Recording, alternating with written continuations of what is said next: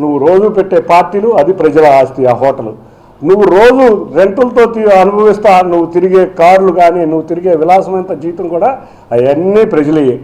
ఒక ప్రజాప్రతినిధిగా ఒక రైతుకి టైం ఇవ్వలేని వ్యక్తులు, ఒక ఆటో డ్రైవర్కి టైం ఇవ్వలేని వ్యక్తులు, ఒక రిక్షా కార్మికుడికి టైం ఇవ్వలేని వ్యక్తులు, ఒక సొంత ఇల్లు కొనుక్కున్న వాడికి టైం ఇవ్వలేని ఈ బ్యాంకులు 11 సంవత్సరాల నుంచి ఈ 120 కోట్లు కట్టించుకోకుండా మొన్న ఒక కంపెనీకి ఏఆర్సి 3వ ఎగ్జిబిట్లో మీరు క్లియర్గా అర్థమవుతుంది.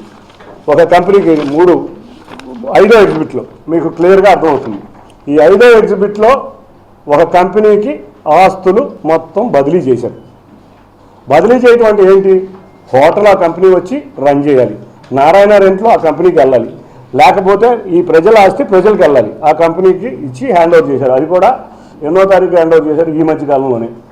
కాబట్టి ఇంత భారీ కుంభకోణాన్ని జర్నలిస్టులుగా నేను మీకు బాధ్యత 3-4 ఎగ్జిబిట్లో ఆయన తనఖా పెట్టిన బ్యాంకుకు తనఖా పెట్టిన హోటల్ కానీ ఆయన ఆస్తులన్నింటినీ కూడా 3-4 ఎగ్జిబిట్లో వివరించడం జరిగింది.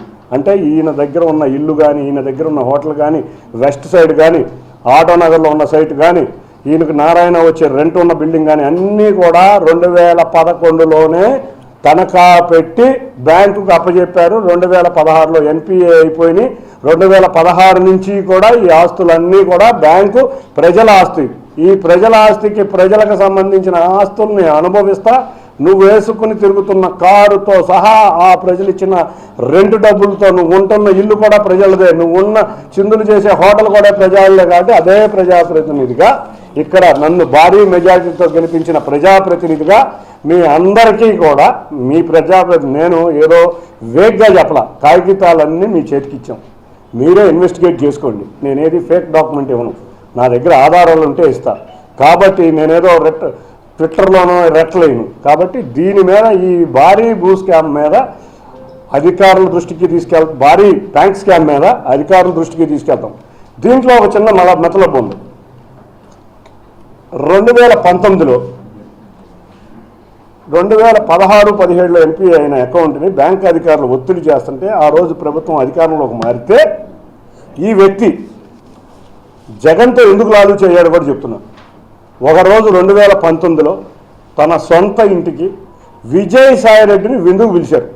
ఆ విందు ఏంటంటే, నేను 120 కోట్ల ఆస్తి నా దగ్గర బ్యాంకులోనే ఉంది కాబట్టి నేను జగన్ ఏమన్నా నేను కోవర్ట్గా బిహేవ్ చేస్తానని చెప్పి ఆ రోజు జగన్తో లాలు చేయి ఆ రోజు నుంచి ఈ రోజు వరకు తెలుగుదేశం వ్యతిరేక కార్యక్రమాలు చేస్తున్న విషయం మీ అందరికీ తెలుసు.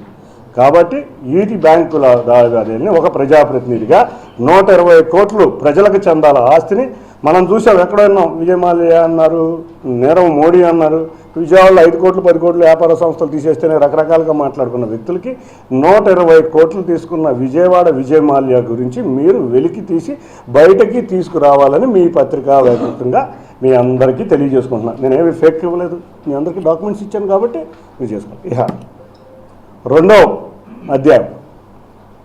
గత 15 రోజులే కాదు, గత సంవత్సరం కాలం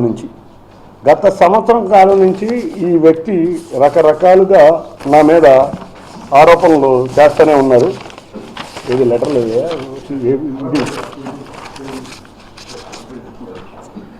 ఇప్పుడు నిన్నేదో ఈడీకి ఒక లెటర్ రాశానని మొన్న ఒక లెటర్ పెట్టాడు. 2026/12 ఈడీకి ఒక లెటర్ రాశాడు. మీరందరూ కూడా